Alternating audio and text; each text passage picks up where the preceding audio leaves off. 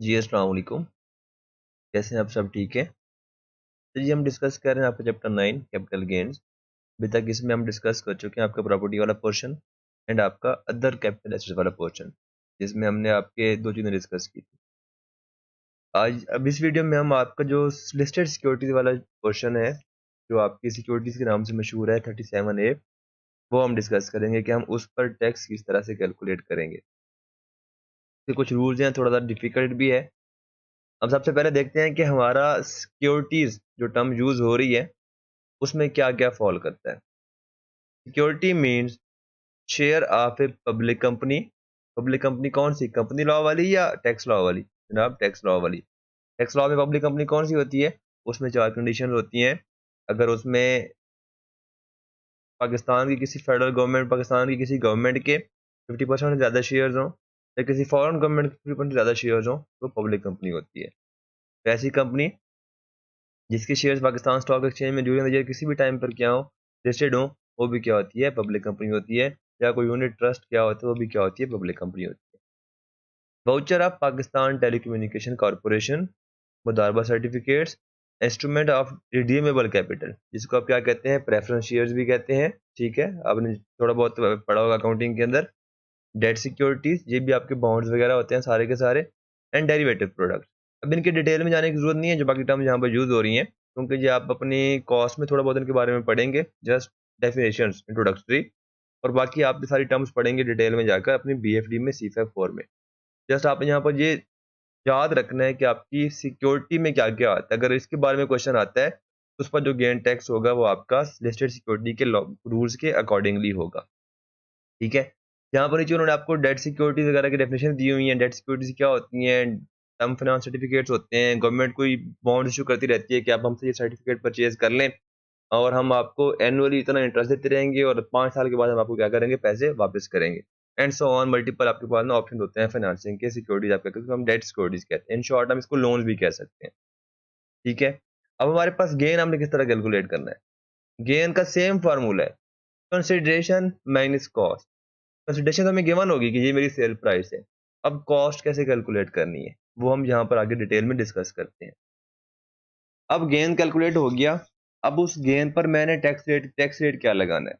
अब हमने other capital assets में जब हमने पढ़ा था, हमने कहा था कि अगर holding period more than 1 year हो तो मेरा टैक्सेबल गेन कम हो जाता है। ठीक है, सिमिलरली जब मैंने इनकम फ्रॉम प्रॉपर्टी में, sorry, income from capital gain में फिक्स्ड प्रॉपर्टी पड़ी थी, इमूवेबल प्रॉपर्टी पड़ी थी, उसमें मैंने देखा था कि मेरा होल्डिंग पीरियड के साथ टैक्सेबल गेन भी कम हो रहा है और टैक्सेबल गेन गेन के साथ साथ अगर ऊपर नीचे होने की वजह से मेरा उसके ऊपर टैक्स रेट भी क्या हो रहा है? कम या ज्यादा हो रहा है। अब हम देखते हैं कि लिस्टेड सिक्योरिटीज के केस में होल्डिंग पीरियड की वजह से आपका टैक्स रेट कम होता है, ठीक है, और या ज्यादा होता है। सबसे पहले इन शॉर्ट, वो शेयर्स जो आपने 2013 से पहले परचेज किए हैं उन पर जो आपका टैक्स है वो 0% है। ठीक है, अब यहाँ पर वो कह रहा है, अगर हम यहाँ से स्टार्ट करते हैं, टैक्स ये वाला पहला पॉइंट पढ़ते हैं, पहले यहाँ से पढ़ते हैं। सिक्योरिटीज एक्वायर्ड आफ्टर 1 जुलाई 2016, मतलब टैक्स ईयर 17 में अगर आपने कोई सिक्योरिटीज शेयर परचेज की हैं तो उस केस में अगर आपका holding period less than 12 month था, अब तो अब इस साल में एप्लीकेबल भी नहीं होगा। हम टैक्स ईयर 2021 की वर्किंग कर रहे हैं, ठीक है ना। अगर आप 2019 में परचेज करते हैं और 12 मंथ के अंदर अगर आप सेल कर देते हैं, उस गेन के ऊपर जो आपका टैक्स आएगा वो 15% आएगा। नेक्स्ट, अगर आपका होल्डिंग पीरियड इक्वल और मोर देन 12 मंथ, ठीक है, जहां पर लेस देन 12 मंथ है, 11 मंथ और 29 दिन तो हो सकते हैं लेकिन पूरे 12 मंथ नहीं हो सकते। अगर 12 मंथ हो जाते हैं, यहाँ पर फिर भी आपका यहाँ इस केस में टैक्स रेट क्या रहेगा? सेम रहेगा। हाँ, इसमें आपका टैक्स रेट चेंज हो जाएगा। अगर आपने जुलाई 16 से पहले परचेज किए हैं शेयर, फिर अगर होल्डिंग पीरियड 12 मंथ से इंक्रीज करता है तो आपका टैक्स रेट 15 से कम होकर 12.5% हो जाएगा। अगर आपका होल्डिंग पीरियड 24 मंथ से ज्यादा है, 24 मंथ या उससे ज्यादा है, लेकिन 48 मंथ मतलब 4 साल से कम है, तो उस केस में अगर आपने यकम जुलाई 16 के बाद शेयर परचेज किए हैं, आपका टैक्स रेट 15% होगा। और अगर आपने यकम जुलाई 16 से पहले शेयर परचेज किए हैं तो आपका टैक्स रेट 7.5% होगा। ठीक है, अब यहाँ पर नेक्स्ट है फ्यूचर कमोडिटीज। अगर आपका holding period more than 4 years है, 4 ईयर्स या मोर देन 4 ईयर्स है, तो किसी हर केस में आपका टैक्स रेट क्या होगा, 0%। मतलब आपका टोटल गेन आपका क्या हो जाएगा, एग्जेम्प्ट हो जाएगा। फिर है future commodities contracts entered into by member of Pakistan mercantile exchange. उस केस में आपका डायरेक्ट से रेट क्या होगा, 5% होगा। ये आपके क्या है, रेट्स हैं, तो आपने क्या करना है, इनको याद करना है। अब हम देखते हैं कि यहाँ पर पहले बात बता भी चुका हूँ, gain on disposal of immovable property and securities shall be treated as separate block income.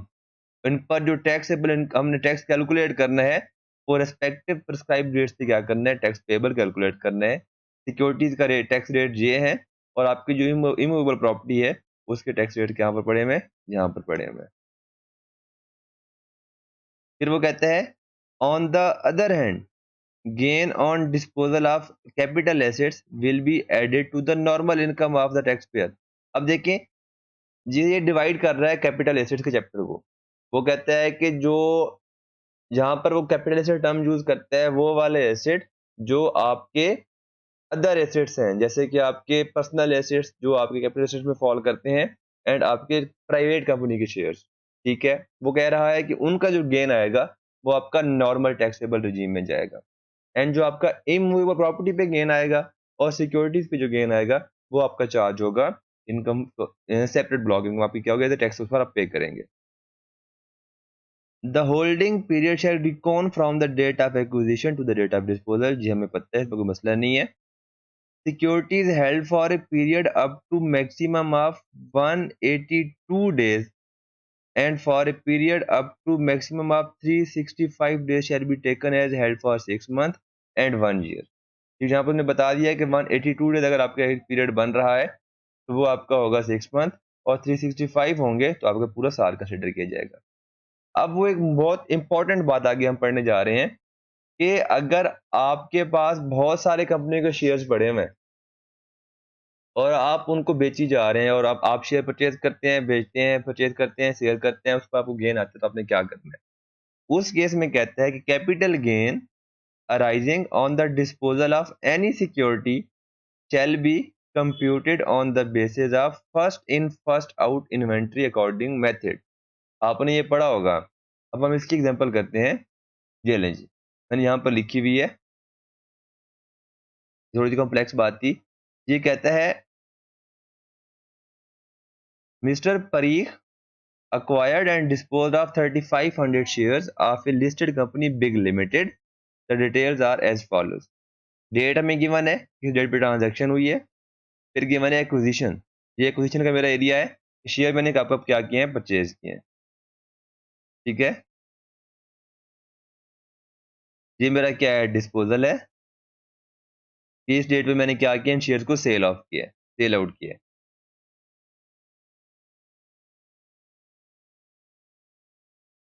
अच्छा जी, तो वो कहता है कि 31 मार्च को आपने शेयर परचेज किए हैं, 15 नवंबर को दोबारा परचेज किए हैं, फिर आपने परचेज किए हैं यकम अप्रैल को, फिर आपने उनको सेल आउट करना स्टार्ट कर दिया 17 को, ये हो गया, ये हो गया। अब आपने क्या करना है, कैपिटल गेन कैलकुलेट करना है। ठीक है, अब मैं उसको किस तरह कैलकुलेट कर सकता हूँ, पहले मैं इसको निकालता हूँ यहाँ पर सारे के सारे डिस्पोजल।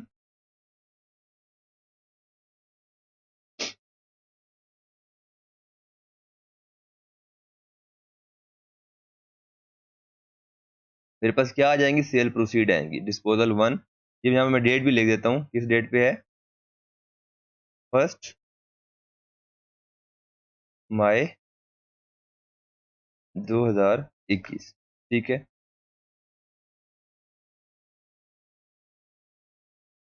यहाँ पे मेरी क्या आएगी, सेल प्रोसीड आएगी।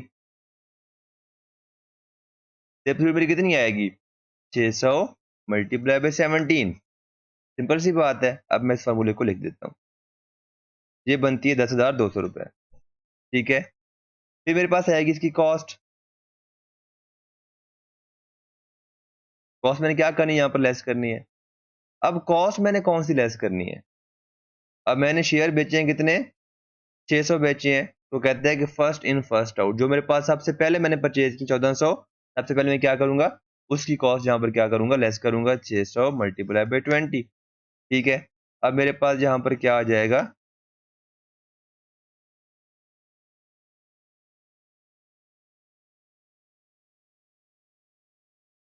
मेरे पास जहाँ पर ये मेरी कॉस्ट है मैं इसमें से लेस कर दूंगा, और मेरे पास यहाँ पर क्या आ जाएगा, कैपिटल गेन स्लैश लॉस। ठीक है, वो आता है मेरे पास 1800 का लॉस आ रहा है मेरे पास। आपके पास भी क्या आएगा, यही आएगा।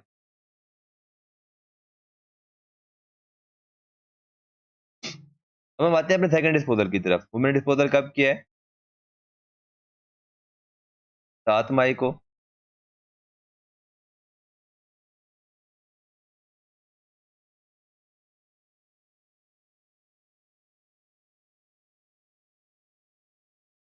कितने मैंने शेयर परचेज सेल किए हैं, 800, कितनी कॉस्ट के, 19 रुपए के। अब मैं देखता हूँ मेरी कितनी शेयर प्राइस बनती है, 15,200।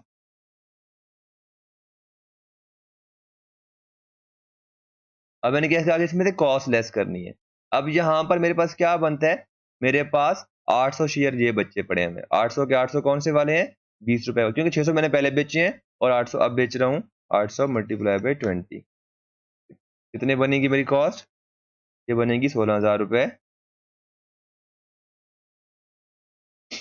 जी मेरे पास यहाँ पर दोबारा लॉस आ जाएगा कितना, 800 रुपए का। अब हम आते हैं अपने थर्ड डिस्पोजल की तरफ। वो डिस्पोजल कितना है, चलें वो देखते हैं। वो है 700। 700 यूनिट मैंने सेल किए हैं, किस डेट पर किए हैं, 21 मई को।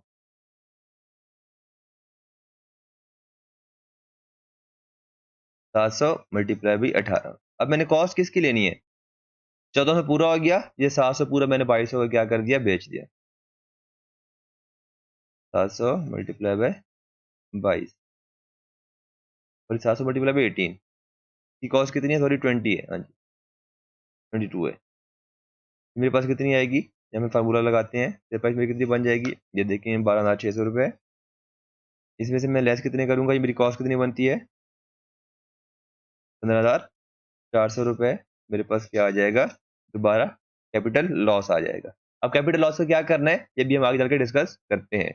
ये अभी मैं इधर ही पढ़ूंगा, इसको हम एडजस्ट करना भी सीखेंगे। फिर मेरा नेक्स्ट डिस्पोजल कहाँ पर है, मैंने 700 वाला डिस्पोज कर दिया। ठीक है, यहाँ पर तो बात हो गई खत्म। अब हम जाते हैं अगले की तरफ कि वो क्या कहता है। पहले हम देखते हैं कि मैंने क्या किए, सेल की है 400 यूनिट।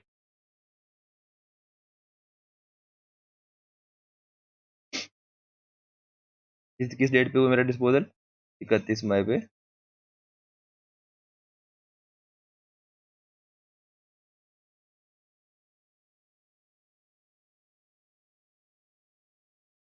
जी मेरे बन गए 400 यूनिट मैंने सेल किए हैं। अब ये देखें यहाँ पर आपके पास क्या आता है, वो यूनिट सेल कर रहा है 25, आपके पास अवेलेबल कितने हैं, 18 यूनिट वो सेल कर रहे हैं। आपके पास यहाँ पर 400, आपके पास यहाँ पर अवेलेबल कितने हैं, 900, तो आपके पास 500 क्या हो जाएंगे, बच जाएंगे। आप क्या करेंगे, 400 मल्टीप्लाई बाई 25। ठीक है, इसमें आप लेस करेंगे 400 मल्टीप्लाई बाई 18, क्योंकि हमारे पास कौन से अवेलेबल है, फर्स्ट इन फर्स्ट आउट, हम ये वाले पहले शेयर करेंगे।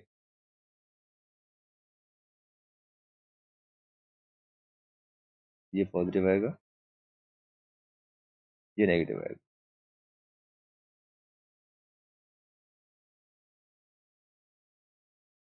आपको यहाँ पर क्या आ गया, 250 का आपका गेन आ गया है। अब दोबारा डिस्पोजल कहाँ पर हुआ है, 31 मई को हुआ है। उसमें आप देखें कि मैंने 31 मई को परचेज भी किए हैं। अब यहाँ पर मैं सेल कर रहा हूँ 1000, 500 ये बचे हुए थे, 500 ये बचे हुए थे। अब यहाँ पर मैंने क्या करना है, यहाँ पर मैंने ना वेटेड एवरेज रेट लेना है। वेटेड एवरेज क्या है, अब हम देखते हैं। वो कहता है, how ever FIFO method shall not apply in respect of sale of shares purchased on the same trading day। ठीक है, जिस डेट पे आपने शेयर परचेज किए, अगर उसी डेट पर उनको सेल कर रहे हैं, जैसे कि यहाँ पर मैंने परचेज कब किए हैं, 31 मई को शेयर परचेज किए हैं, और बेच भी कब रहा हूँ, 31 मई को ही बेच रहा हूँ। उस बेस में कह रहा है कि आपने FIFO यूज नहीं करना। उस केस में इन दैट केस गेन और loss shall be computed by applying average method. ठीक है, एवरेज मेथड क्या होता है, किस तरह कैलकुलेट करते हैं, चले यहाँ देखते हैं। जब एक ही डेट पे आपके शेयर सेल और परचेज हो रहे हो, तो उस केस में आपने क्या करना है, एक वेटेड एवरेज रेट लेना है सेल प्राइस का, कॉस्ट का नहीं। कॉस्ट आपने हमेशा फाइफो पर लेनी है, ठीक है ना। आपने रेट लेना है वेटेड एवरेज सेल प्राइस का। वो किस तरह कैलकुलेट करनी है, आइए देखते हैं। एक ही डेट में मैं से दो सेल प्राइस पर यूनिट सेल कर रहा हूँ 2 दफा। 400 multiply by 25 plus 1000 multiply by 27। इन दोनों को मैं डिवाइड कर दूंगा यहाँ पर किसके साथ, इन दोनों यूनिट्स शेयर्स के सम के साथ, ठीक है। ये मेरा कितना बनता है, ये क्या है मेरा formula weighted average amount calculate करने का। अब यहाँ पर मेरा आंसर क्या आएगा,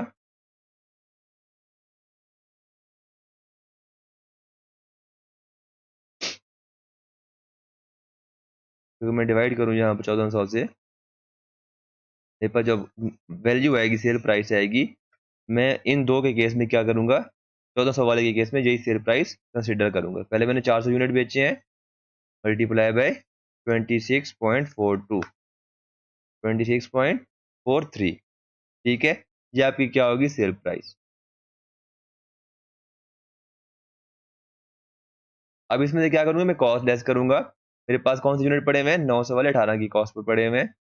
चलें 500 मल्टीप्लाई बाई 18, इसके आपके पास कितना आ गया गेन, 400। ये 400 आपके पास क्या आ गया, गेन आ गया। सिमिलरली आपके यहाँ पर भी सेम ही रेट लगेगा, 1000 मल्टीप्लाई बाय 26.43। आपके पास क्या सेल प्राइस आएगी, ये आ जाएगी। आपके पास कॉस्ट क्या आएगी, अब आपके पास कॉस्ट दो आएंगी। 500 यूनिट पाना पड़ा हुआ है 18 की प्राइस पे, उसे हम ऐड करेंगे प्लस 500 पड़ा हुआ है 23 की प्राइस पे। ये आपकी क्या है, कॉस्ट है।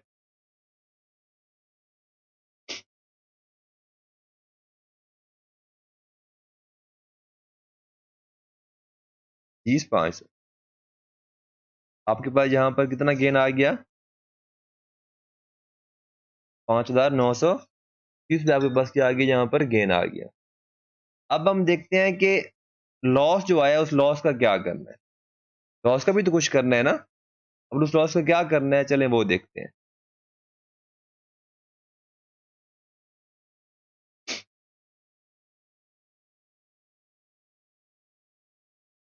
Loss obtained by a person on disposal of securities shall be set off only against the gain of the person from disposal of any other securities chargeable। तो डन हो गया। अब अगर मैं इन सारों को नेट करूं, यहाँ पर अगर मैं सारों को सम करूं तो एक दूसरे के अगेंस्ट के या क्या हो जाएंगे, नेट हो जाएंगे। अब ये जो लॉस है, ये मैं अगर यहाँ पर एडजस्ट कर दूं, यहाँ पर गेन आ रहा है। अब अगर मैं कहता हूँ कि मेरे पास टोटल 3372 को जहाँ पर इन अगेंस्ट गेन आ रहा है, उसके अगेंस्ट मैं अपना ये वाला लॉस क्या कर लेता हूँ, एडजस्ट कर लेता हूँ। या अगर मैं इन सारों को यहाँ पर सम कर लूँ, या ऑटोमेटिकली क्या हो जाएंगे, आपस में नेट ऑफ हो जाएंगे। तो जो मेरा नेट, सॉरी,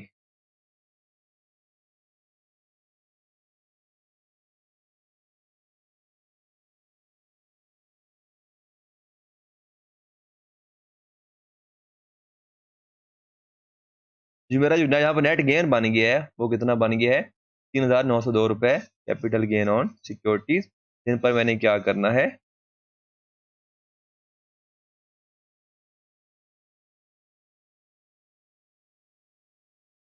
टैक्स पे करना है। अब इनके साथ का होल्डिंग पीरियड कितने है, लेस देन 1 ईयर है। और ये परचेज भी कब से स्टार्ट करना स्टार्ट हुआ है, ये बंदा 31 मार्च 2020 से। इस पर रेट कौन सा अप्लाई होगा, जनाब देखते हैं। 2016 के बाद परचेज किए हैं, लेस देन 12 मंथ पीरियड है। एक है जिसका मोर देन 12 मंथ पीरियड है, वो कौन सी है, जो 31 मार्च वाली। उस पर ऑटोमेटिकली हमारा आई लॉस था, तो मसले खत्म हो गया। बाकी सबका क्या है, लेस देन 1 ईयर पीरियड है, ठीक है। इसमें मैं किस तरह टैक्स पेबल कैलकुलेट करूंगा, टैक्स पेबल कितना परसेंट रेट है, 15%, 15%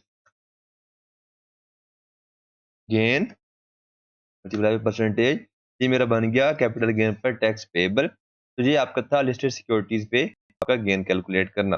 आपका सिलेबस एंड हो गया है। इस कुछ बातें मैंने नहीं पढ़ाई आपको, जैसे कि लॉस की एडजस्टमेंट यहाँ पर लिखी हुई थी, ये हम चैप्टर नंबर 11 में डिस्कस करेंगे सारी की सारी।